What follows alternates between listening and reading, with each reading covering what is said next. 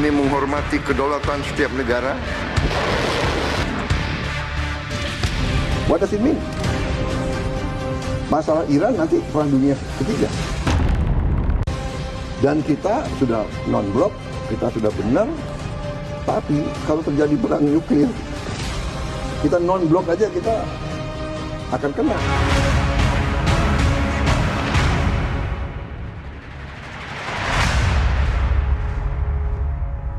Israel, as soon as we made the deal, they came out and they dropped a load of bombs, the likes of which I've never seen before. The biggest load that we've seen. I'm not happy with Israel. You know, when I say, okay, now you have 12 hours, you don't go out in the first hour and just drop everything you have on them. So I'm not happy with them. I'm not happy with Iran either. But I'm really unhappy if Israel's going out this morning because of one rocket that didn't land, that was shot, perhaps by mistake, that didn't land. I'm not happy about that. You know what? We basically have two countries that have been fighting so long and so hard that they don't know what they're doing. Do you understand that? Gimana Pak Smith soal Trump tadi? Iya, ini sebenarnya Trump punya peran itu, peran menentukan Atau punya apakah agenda? perang Iran-Israel dihentikan atau tidak. Justru Trump ini ditarik ke dalam perang. Nah, Israel sudah dari dulu kepingin program nuklir Iran itu dihentikan. Meskipun tahun 2015 itu sudah terjadi kesepakatan antara 5 kekuatan dunia, Amerika Serikat, Inggris, Rusia, Cina, dan Prancis, plus Jerman, tahun 2015, di mana program Iran itu dibolehkan. Karena ini, Iran adalah negara penandatanganan Non-Proliferation Treaty. Jadi negara yang mempunyai hak menggunakan nuklir untuk keperluan sipil. Kedokteran, pertanian, energi ini. Dan itu Iran anggotanya, jadi dia berhak. Nah, tapi dalam perjanjian itu Iran hanya bisa memperkaya uranium itu 3,67%, dan itu memang cukup untuk keperluan teknologi, cukup itu. Nah, tapi Israel nggak puas pada waktu itu. Itu zamannya Barack Obama pada waktu itu. Israel kepingin program nuklir itu dinihilkan gitu. Dianggap Tidak bisa sebagai kasih ancaman kesempatan. bagi Israel kan? Iya, Nah, Trump ketika pemilu 2016 dia berkampanye, dia tahu bahwa pendukungnya dia itu lobby Yahudi yang kuat dan kaum evangelis di Amerika Serikat, dukungannya cukup besar. Dan dia menjanjikan bahwa kesepakatan tahun 2015 itu terlalu menguntungkan Iran. Karena dengan kesepakatan itu Iran bisa menjual energinya ke pasar dunia. Dengan uang yang dia peroleh dari kebebasan dia menjual energinya ke pasar dunia, Dia bisa memperkuat militernya. dia bisa memperkuat proksi-proksinya di Timur Tengah. Itu yang tidak diinginkan Amerika sebenarnya. Iya, yang menjadi penantang terhadap hegemoni Israel dan Amerika Serikat di Timur Tengah. Oke, cuma Pak Smith begini, Amerika Anda lihat sekarang sebenarnya sepenuh hati nggak menjadi istilahnya hopengnya Israel? Karena kan dia juga secara ekonomi dia kan harus berhitung gitu kan. Sementara Trump itu sendiri ini kan mentalnya mental pengusaha, pasti punya agenda sesuatu di balik sebuah war in corporation untuk aspek bisnis begitu. Anda melihat seperti apa? Iya, jadi begini, kita tahu istilahnya MAGA itu, Make America Great Again, atau America First ini. Nah, perang Iran-Israel dan kemudian masuknya Amerika Serikat itu bertentangan dengan America First. Dan itu dia ditentang di dalam internalnya Amerika Serikat sendiri, para pendukungnya juga. Karena ini Trump sendiri waktu kampanye menyatakan bahwa dia tidak akan melakukan lagi seperti presiden-presiden Amerika sebelumnya.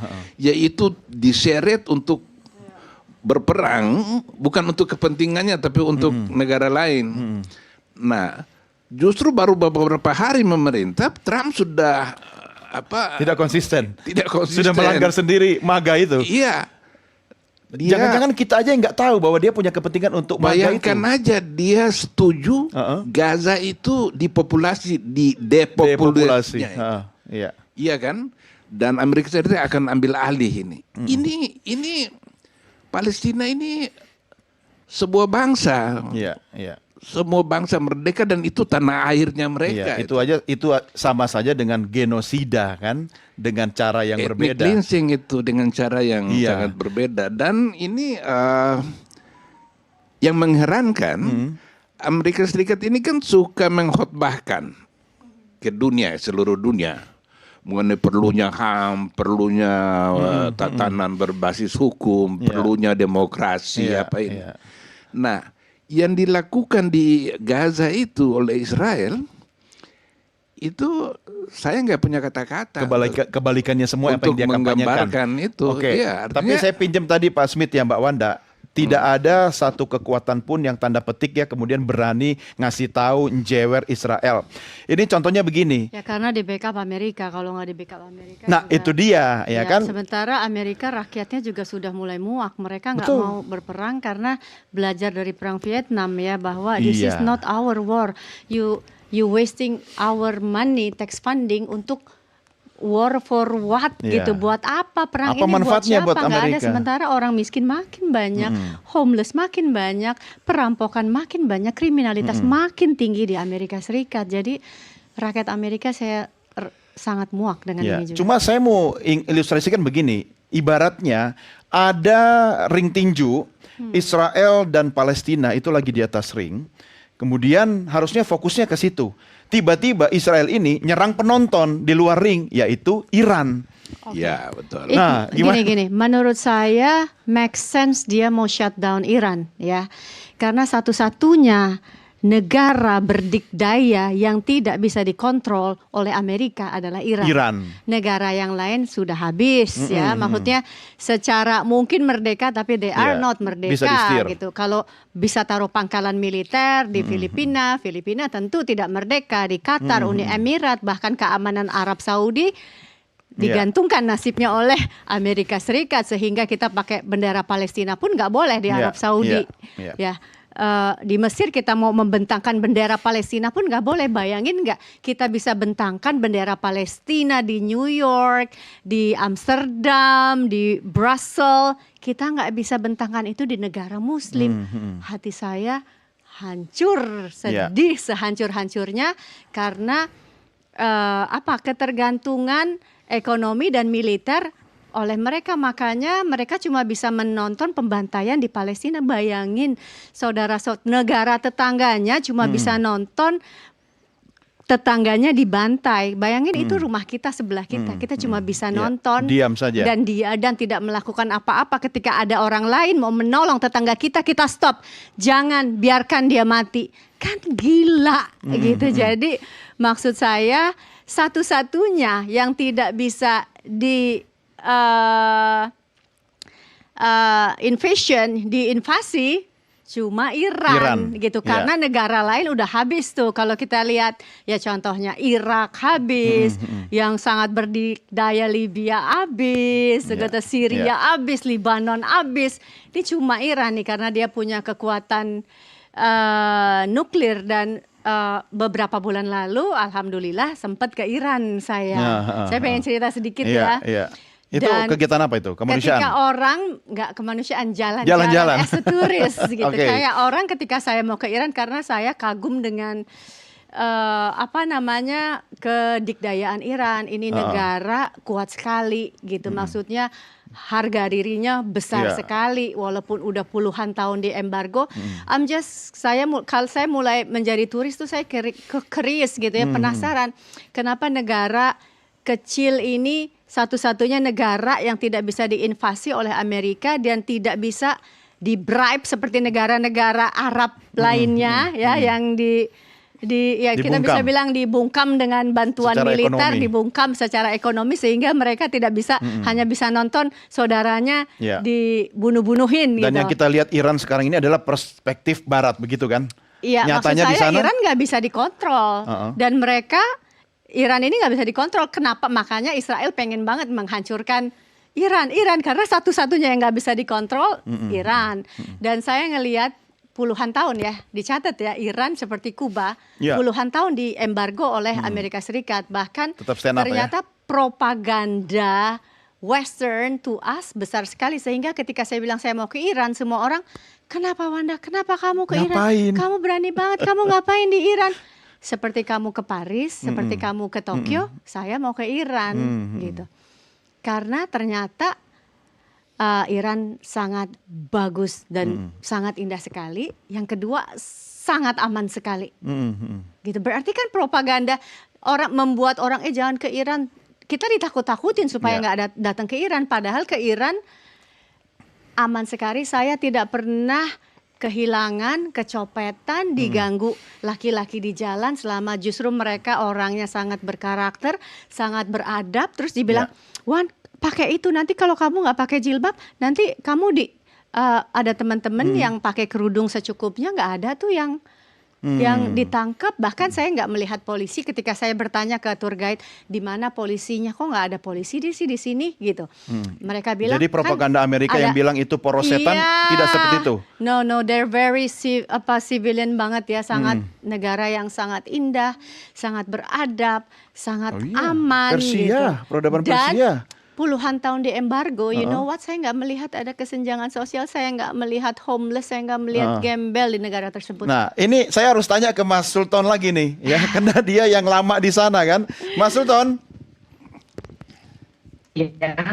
Coba ceritakan bagaimana keindahannya Iran, khususnya di kota di tempat Anda belajar itu, termasuk bagaimana mentalitas orang Iran itu sendiri yang sangat mandiri, sangat kuat. Kemudian seperti cerita Anda tadi, ketika ada serangan Israel, mereka semua semangatnya satu gitu loh. Apa yang bisa Anda pelajari selama ada di sana?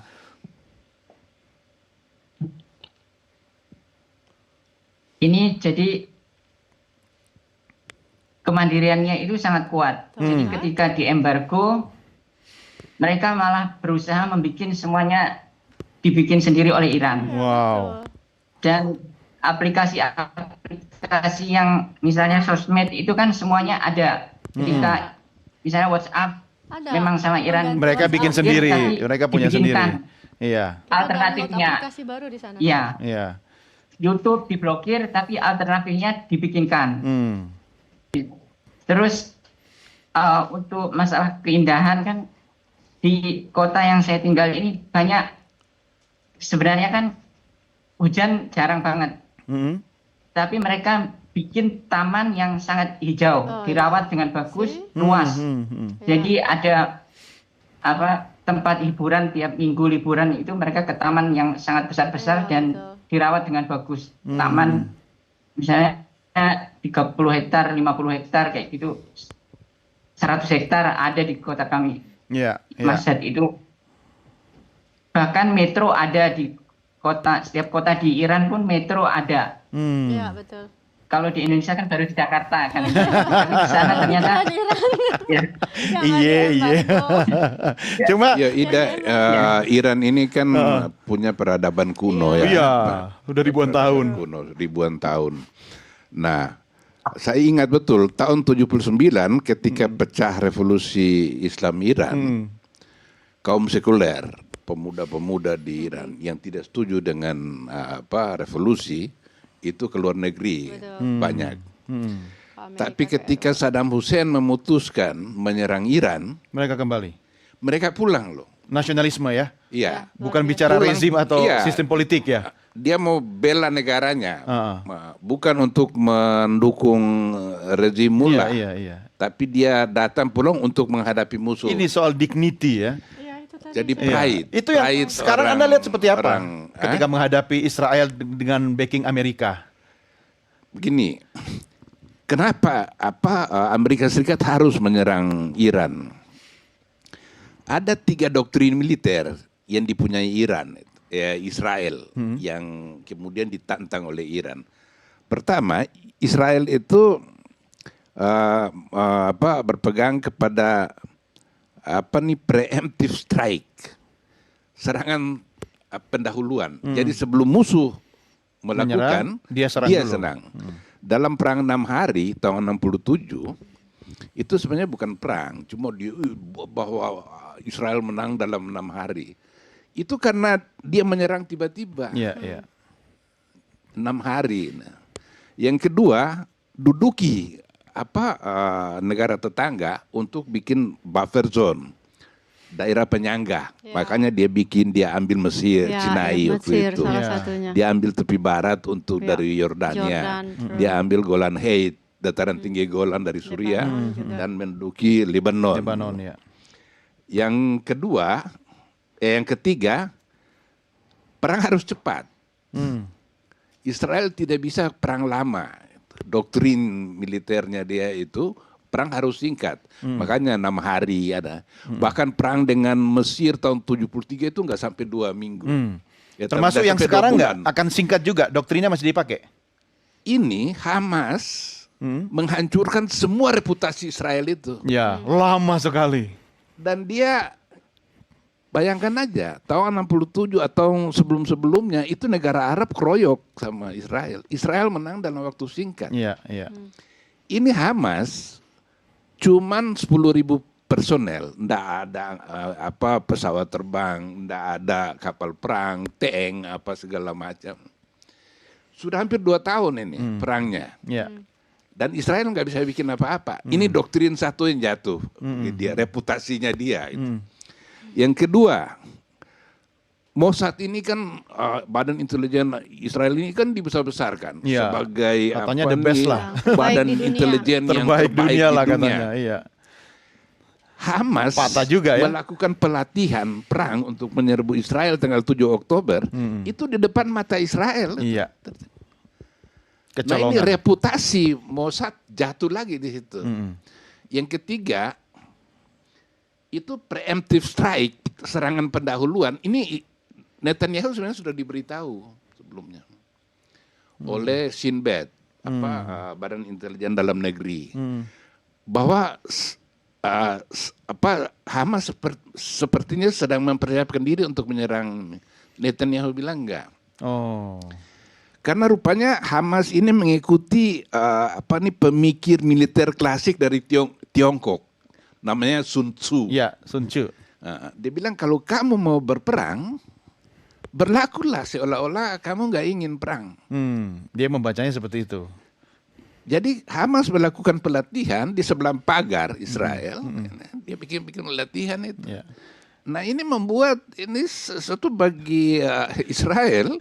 Masa dia mau nyerang gue, dia Di depan latihan rumah, di iya. ini. Kamuflasenya berhasil ya. Ya, kamuflasenya. Oke, tahan dulu Pak berhasil. Smith, ini menarik. Tapi kita harus rehat lagi ya. Nanti kita lanjutkan bincang-bincang kita di segmen berikutnya. Pemirsa jangan kemana-mana, Merah Putih segera kembali sesaat lagi.